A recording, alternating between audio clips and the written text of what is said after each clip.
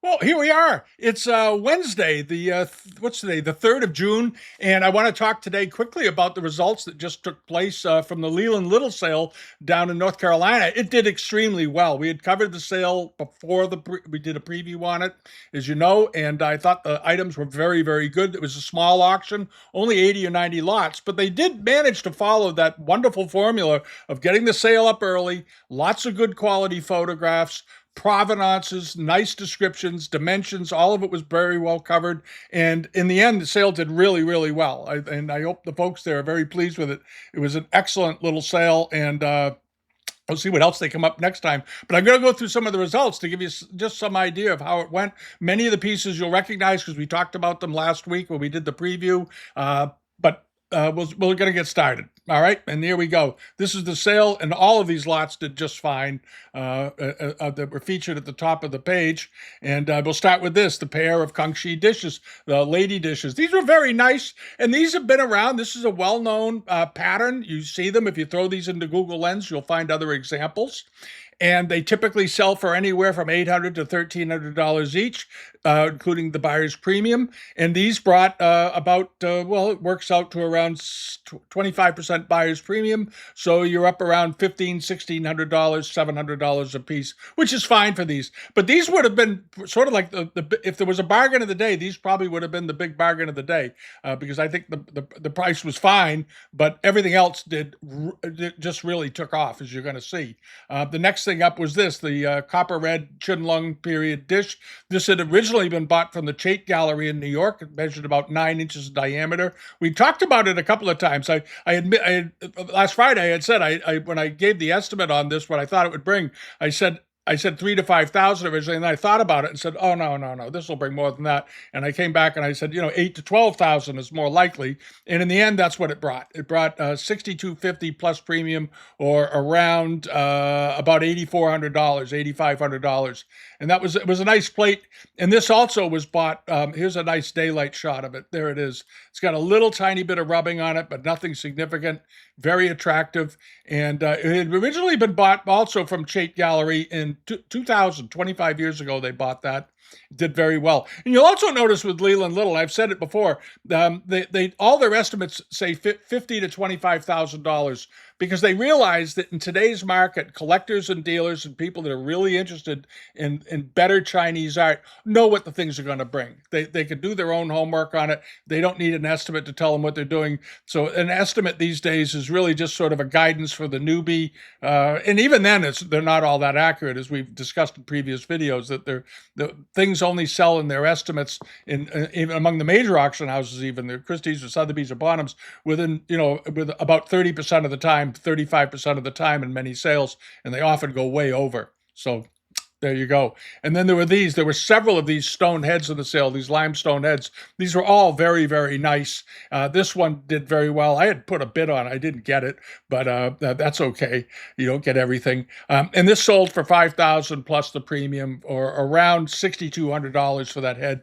And these were pretty good sized heads. These weren't 2 or 3 inches. This was an 8-inch head. It stood around, it was 14 inches tall, 15 and a half inches tall, including the stand. So it would display beautifully, and with a nice light on it, it would look great. And then this one was a Lohan, nicely done, very good quality. The furrowed brow, all of it. In general, it looked to be in quite good shape. The back of these heads are often very rough and coarse, like that, which you expect. There's a side view of it, but the front of it was quite attractive. If the back of it had been finished, if the back of it had curls and all that business, it would have sold probably for 3 times that price. But it still did very, very well. And it originally was bought, apparently went through Christie's some time ago, and it sold for $77.50 plus premium, or around $10,000 all said and done. Very nice head. And then this was a smiling, happy Lohan. I like this. I like this a lot. I also had a bid on this and didn't get it, but very expressive face, nicely done, lots of detail, fairly classic in its design. Also, 8 by 10 inches. It's let's see, it stood 20 inches tall with the stand. But the head was 8 by 10 inches, so it was a pretty good size head. This was a fairly large one, and as I said, it brought about $10,000. And then there was this, and there was the Where was the other one? Hold on a second. I want to get back here for a second. There was this one.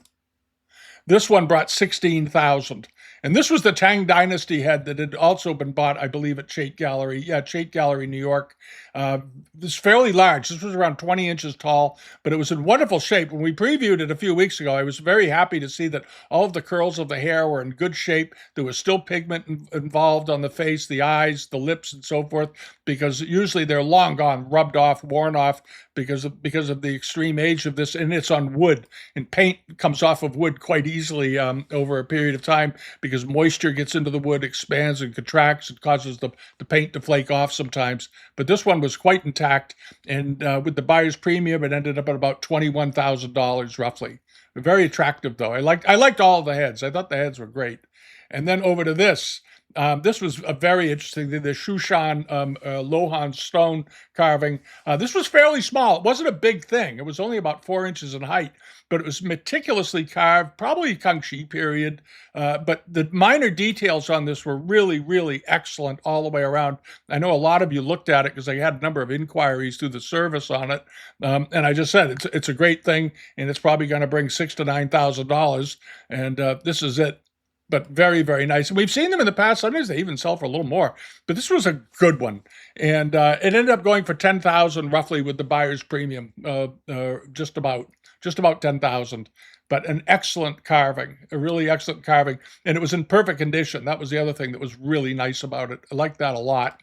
And then there were the paintings. These were interesting export paintings of a wedding scene. I had an inquiry about these, but they were very atypical. You don't see these kinds of paintings in the West very much. And it was a wedding party, apparently, in a room, in a big function room. It's all dressed up, and people are wearing their nice, their best robes and so forth. Nice details in it. This was a lovely painting, but it didn't sell for a huge amount of money, but it brought a very good price for it. This is sort of a provincial painting, the way it's done, but I like all the silks hanging off the tables and people in different activities. There's some furniture you can look at in here and so forth, lanterns and, all kinds of things. It looks like a good time. And it ended up going for about, it works out to about $900 for the pair, $450 a piece framed, ready to go. You can't beat that. That was a good buy. And then over to this, the Scholar's Rock with the egret. This is wooden, and it's done like Lingbai Scholar's Rocks, obviously, but it's carved out of wood, and root wood. Very nicely done with a stork at the bottom. This is a nice thing. I don't know if they bothered dating it. It looks like it's got some age to it. They didn't date it, but it looks like it's sort of a scholar's object, maybe from the 18th century or so, or the early 19th. It was fairly good size, 23 inches in height, but the patina on the wood looked very good. The surface of the wood looked excellent. It was inscribed. It's inscribed with green, so it's a 19th century piece because they didn't see the green ink on inscriptions on wood during the 18th century. But very nicely done. Very good, very, very good surface on the wood. Very naturalistic looking was what they were going for. And of course, it was being done to emulate the river stones, the famous Scholar's Rocks that they pull out of the rivers and so forth. Nice looking. Very interesting and unusual thing. Brought 10,000 plus the premium, so that came out to about $13,000 roughly. And then there was this. Now, this was something I had a number of inquiries about because they had dated this as 20th century, and I had a number of people that disagreed. And I looked at it and I said, boy, it looks like an old one, but these are so tricky without examining them in person. But the carving and the surface on this looked really quite excellent. And a lot of the areas of the surface didn't have the look of having been fooled with or fakery involved with them. Now they claim it was a 20th century piece. I don't know. Maybe they had some information to affirm that. But boy, these are tough to do. If it is a 20th century piece in jade, it's worth. It's what is it worth? It's worth under $1,000. Well, apparently the audience disagreed. And this was, I think, one of the highest lots of the day. Sold for $26,000 plus the premium, or around $30,000 roughly, a little over 31,000 and change. But this was a beautiful seal, and the carving on the base was excellent. It was in beautiful condition, and it had a lot of the hallmarks of much earlier seals, 18th century seals. And it was fairly good size too. So this may have been what they call a sleeper in the sale. And then over to this, the bronzes all did well. And we previewed this particular bronze before the sale because I thought it was just very, very nice, wonderfully done Vajrahara figure. It was in good shape. It was missing a couple of pieces of turquoise, but as I said, isn't going to make any difference on the price, really. The one in the head is still there, and a number of the pieces of turquoise is still intact.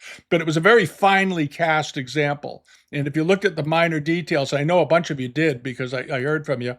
You examined the details of this: the hair, the headpiece, the bottom of it looks looks perfectly good. They added that in there for some reason. At any rate, this was a heck of a nice thing. And in the end, it did fine. And there's a very good market for good bronzes. This is why there are so many fakes of them around. You got to be very careful out there. But this one sold for $18,000 plus the premium, or around, that worked out to about $22,000 for it. But a beautiful piece. And the other pieces all did very, very well. Also, this one brought 16,000. This very nice demon figure, the multi-armed demon figure. The pronunciations of these are always so difficult. It's the Vajra Hareva and the Vajra Vitai or Vajra Vitali. The two figures. I always muck those up. But this was another very, very fine example. It looked legitimate to me from what I could see. Probably, what did they date it? 18th century. Yeah, 18th century. Measured 7 inches tall, and it came from the Joseph Newman collection, and it sold for $16,000 plus the premium, or around roughly $20,000, just about exactly. And again, the bronze market is very, very strong, but be careful. They make a lot of copies of all the bronzes you're seeing here, are sort of like the greatest hits types, the ones that are very popular. And they make lots of copies of these in Nepal. And they turn up all over the place. They turn up in America. There's a couple of auction houses in particular that seem to have a never-ending supply of these. And I suspect a lot of them are reproductions from Nepal, Tibet. And then there was this one. This one actually did a little bit better. This is the Mahakala figure, standing on the elephant here. Very nice. The gilding on this was in excellent condition. The details, again, very, very finely detailed all the way down. And this one was, I think, about 7 or 8 inches tall also. 7 3/4 inches tall. Sold for $27,000 plus premium, or around $33,000 roughly. This might have been the top lot of the day. I'm not sure. We'll see what else pops up here. But this, again, the bronzes are very good, and these gilded examples in perfect condition with good age have a strong market. And this is they don't have to be early Ming or anything. They could be 18th century and they do just fine. All right. And then there was this. I liked this personally. I thought this was a great thing. These rock crystal stupas, and they had dated it as 19th century. I didn't agree with the date. I think it was older than that. I think the stand was certainly older than that. It's hard to date the crystal, but the crystal had been pigmented, had been painted, and that's why it has some black areas on it, but some of the pigment is still there. It's very nicely carved. There was a region where they carved these in particular in Nepal. They were known to carve rock crystal figures, and they do turn up in other auction houses, Sotheby's and Christie's and Bonhams and other places. Lampert's over in Europe gets them from time to time. The Drouot, you'll find them from time to time. Stupa collections were very, very popular at the end of the 19th and into the early 20th century. You'll find lots of stupas and bronzes and so forth. And this one is a crystal, but on a bronze base. And it looked fine. There it is, the bronze. And that looks like pretty old bronze to me. That looks more likely to be 17th or 18th century, 16th or 17th century bronze to me. But in the end, it did fine. It brought $2,600 with the buyer's premium, $2,500, and that's sort of the price range they go for. Sometimes they go for more if they're extremely fine and clear rock crystal, where it almost looks like glass. Some of those can bring more, but this is a working stupa, as they say, for an adherent to Buddhism. And then there was the Japanese screen. Now, this screen was huge, but very difficult to photograph, obviously. It was 116 inches long, so it's just about 10 feet in length. And this was a very nice one, probably 18th century, mid-late Edo period, but very finely done. It had been framed. It might have brought more if it was unframed, because I don't know how you ship something that size unless you're in the area. But the painting itself was excellent, and pretty much in keeping with what you see in later Edo period painting on screens. And I liked this a lot. I thought it was an absolutely charming looking thing. It's obviously some sort of a story, and you'd have to get it examined and get the story told. But it's also people in outings having picnics and so forth, enjoying the day. It's a spring day, obviously, because you have fresh white blossoms coming out everywhere, all over the place. Very, very nice. People chatting and talking. It's in a very beautiful frame. And the back of it was decorated as well. Sort of very, just sort of basic decoration. Nothing to with these sort of mountains on the back, just to sort of have something there. It wasn't intended to be looked at in particular too much. But anyway, this did fine. It brought 2,100 plus the premium. But again, Japanese art is still, very soft these days in the market. Some areas have come back, as we've seen with certain, woodblock prints do unbelievably well. The Great Wave, $2.5 million recently. And the consistency of that kind of art has remained very steady over the years. But into the general arts of Japan that turn up on the market on any regular basis, the prices still are very favorable to the collector. So if you're a collector, collect now, because it's Korean stuff and Japanese stuff at some point will, the interest of the market, the interest of the collecting world will come back to it, and suddenly you won't be able to buy any more things to put in your collection. And that's what happens. It's always very cyclical. We talked about it many, many times. And this was a very, very pretty screen and big. And it was measured. It was also 29 inches tall. So it was 2.5 feet tall and 10 feet wide. So it would make a wonderful decoration for a room. And then over to this, the Yoshida prints that we previewed. I just thought this was a very, very nice print. It was nice and clean, crisp, good color, very pleasing color palette. Because sometimes you'll see woodblock prints, because they did them, varieties of them of the same subject matter, but they used slightly different colored inks. And sometimes the color combinations weren't that successful, or not as successful as others, I should say. This one, they got the color balance absolutely perfect. Absolutely perfect. I just really like this. And in the end, it did fine. It brought about $1,800, which is sort of on the upper end of what these typically sell for.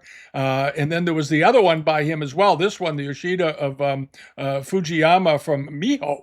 And this is also, again, perfectly balanced colors. The colors were excellent on this. And this is a very famous one, and anything with Mount Fuji, and it seems to have a lot of interest in the art market. This one brought a little bit more, and they have historically, from Yoshida, he was a 20th century printmaker, by the way. He started during the end of the Meiji period, and he died in, 1950. But excellent quality, and it looked to be also in very, very good condition and perfectly framed. And this sold for about $2,600, including the buyer's premium. All right. So overall, I think the sale did extremely well. You want to go to it and take a look, walk through it, go through the results, check it out. But they seem to have done an excellent job here across the board on the sale. If you're in the area and you're thinking of selling some Chinese things, you might want to give them a call. They seem to have an audience these days. I really mean that. And I know the people there are very nice, because I've dealt with the Asia department there, and they seem to be on the ball. So let's hopefully it'll get going. They got Brunks up the street, of course, also doing auctions, but they seem to have gotten more back into the Americana world lately. So I don't know what's going on there. I haven't seen much good Chinese stuff out of there in recent weeks, but maybe there's something coming. Maybe there's something in the pipeline. All right, but that's it. And then, as you know, tomorrow is the Grogan auction, and the Sykes sales today, and there's some other sales closing up. We'll cover it all on Friday. We'll do a wrap up for the week, take a look at what's coming up. But that's it. So I hope if you bought something at the sale, I hope you got it for the price you wanted it, and congratulations. And if you didn't, well, there's always another sale. There's always another sale. But this was a pretty good one. All right. Have a great week, and we'll be back in a couple of days. All righty. Bye-bye.